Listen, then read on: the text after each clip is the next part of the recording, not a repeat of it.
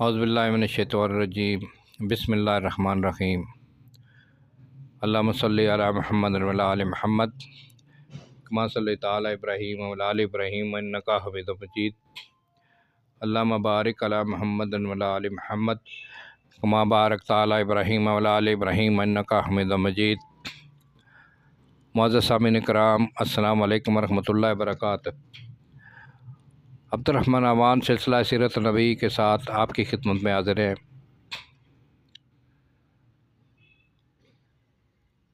ورفعنا لک ذکرک، اللہ تعالیٰ فرماتے ہیں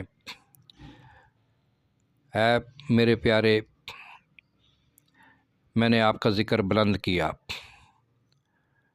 اور پھر ایک جگہ اللہ تعالیٰ فرماتے ہیں اے مومنو، تمہارے لیے نبی کی زندگی بہترین نمونہ ہے، اور بے شک نبی پاک صلی اللہ علیہ وسلم کی پوری زندگی حیات طیبہ ہم سب کے لیے بہترین نمونہ ہے، اور نبی پاک صلی اللہ علیہ وسلم کی محبت ہی اصل ایمان ہے۔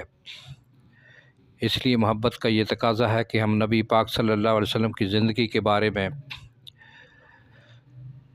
تمام واقعات و حالات ہمیں آنے چاہیے اور ہمیں سننے چاہیے، اور اس کی پوری معلومات ہونی چاہیے۔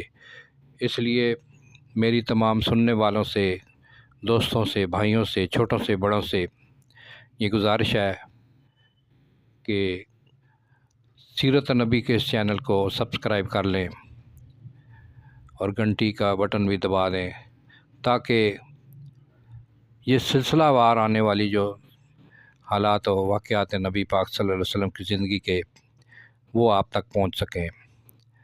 بہت سے لوگ یوٹیوب پر سیرت النبی بیان کرتے ہیں، بہت سے اس میں علماء کرام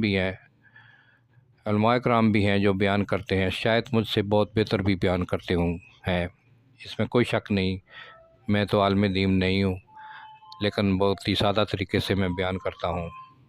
میرے پاس جو بکس ہیں وہ سلسلہ سیرت النبی کی بہت ہی جامع، بہت ہی منفرد اور بہت ہی مفصل ہیں۔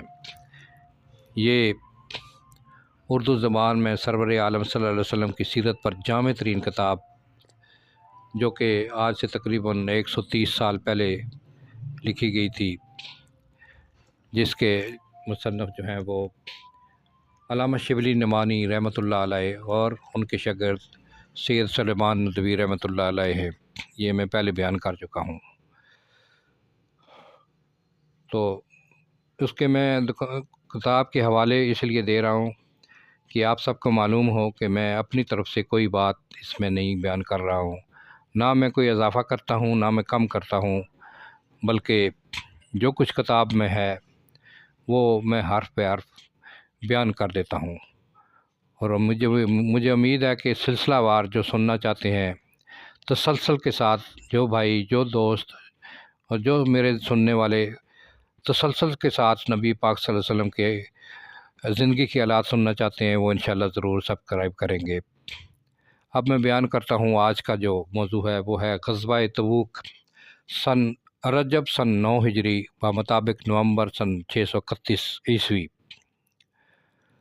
غزوہ تبوک کا سبب کیا ہے؟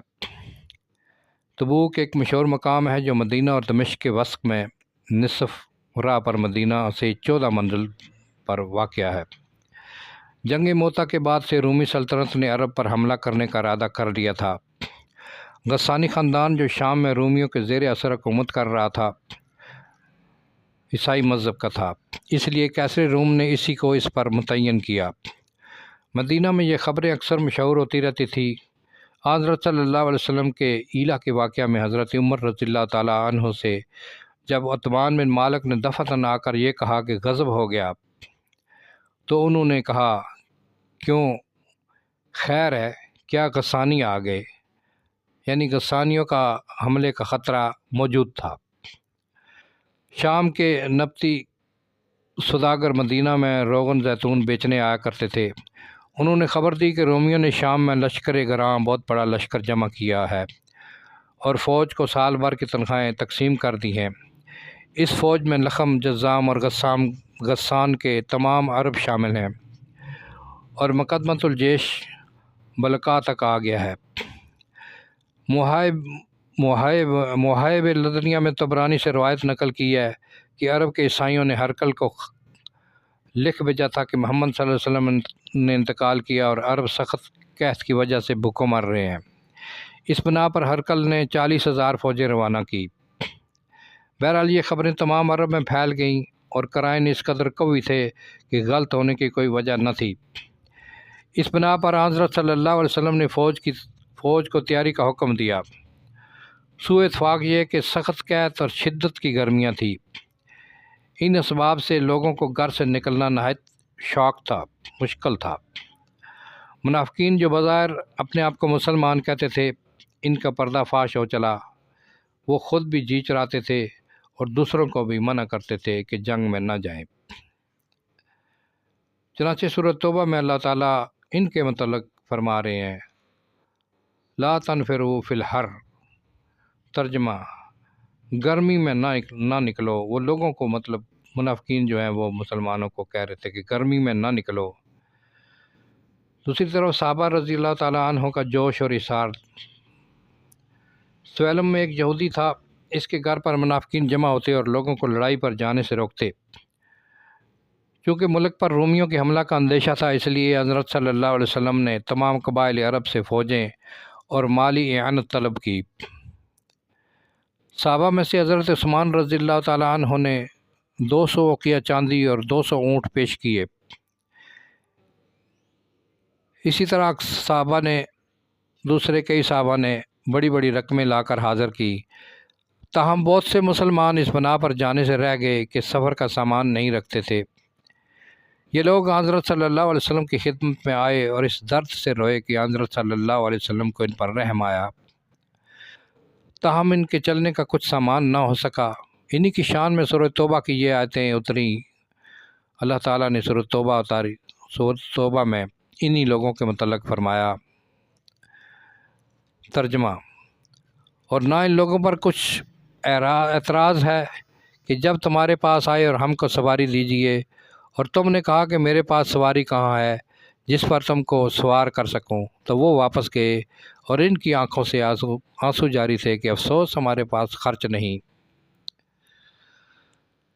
اللہ اکبر۔ حضرت صلی اللہ علیہ وسلم کا معمول تھا، جب آپ مدینہ سے تشریف لے جاتے تو کسی کو شہر کا حاکم مقرر فرما کر جاتے۔ چونکہ اس غزوہ میں باخلاف اور محرکوں کے ازواج مطہرات ساتھ نہیں گئی تھی، یعنی عورتیں ساتھ نہیں تھیں۔ اہل حرم کی حفاظت کے لیے کسی عزیز خاص کا رہنا ضرور تھا، اس لیے اب کہ یہ منصب جناب امیر کو ملا، لیکن انہوں نے شکایت کی کہ آپ مجھ کو بچوں اور عورتوں میں چھوڑے جاتے ہیں۔ آپ صلی اللہ علیہ وسلم نے ارشاد فرمایا کہ تم اس بنا پر راضی نہیں ہو کہ تم کو مجھ سے وہ نسبت ہو جو ہارون کو موسیٰ علیہ السلام کے ساتھ تھی۔ 30,000 فوج کی روانگی۔ 30,000 فوج جمع ہو چکی تھی۔ آپ 30,000 فوج کے ساتھ مدینہ سے نکلے، جس میں 10,000 گھوڑے تھے۔ راہ میں وہ عبرتناک مقامات تھے جن کا ذکر قرآن مجید میں آیا ہے، یعنی قوم سمود کے مکانات جو پہاڑوں میں تراش کر بنائے گئے تھے۔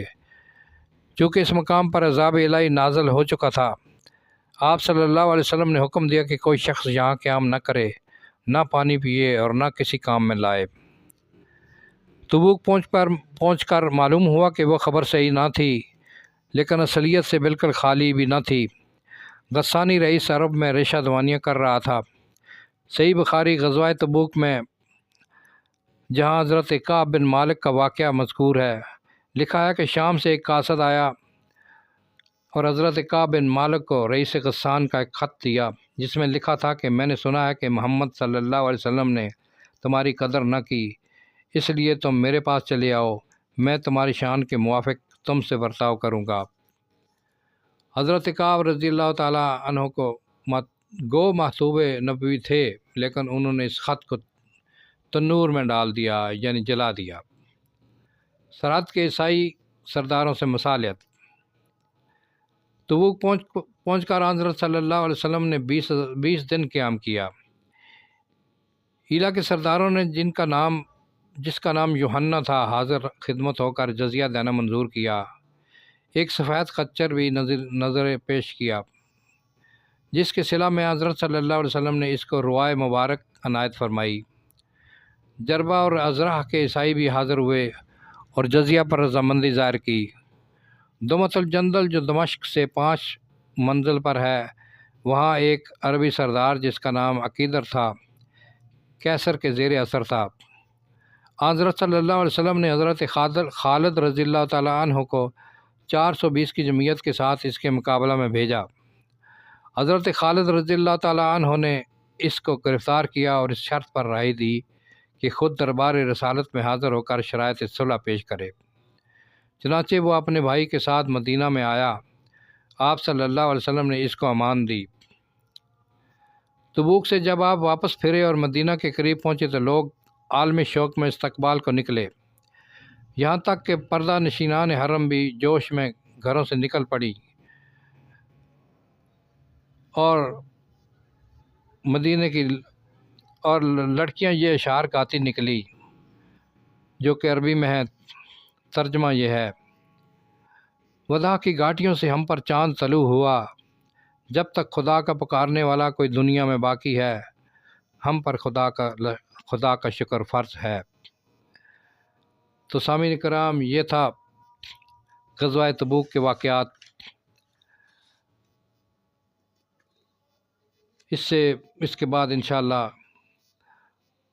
اگلی ویڈیو میں مسجد ضرار کیا ہے، حج اسلام اور اعلان برات، یہ ساری چیزیں انشاءاللہ اگلے موضوع میں آئیں گی، اگلی ویڈیو میں آئیں گی۔ السلام علیکم۔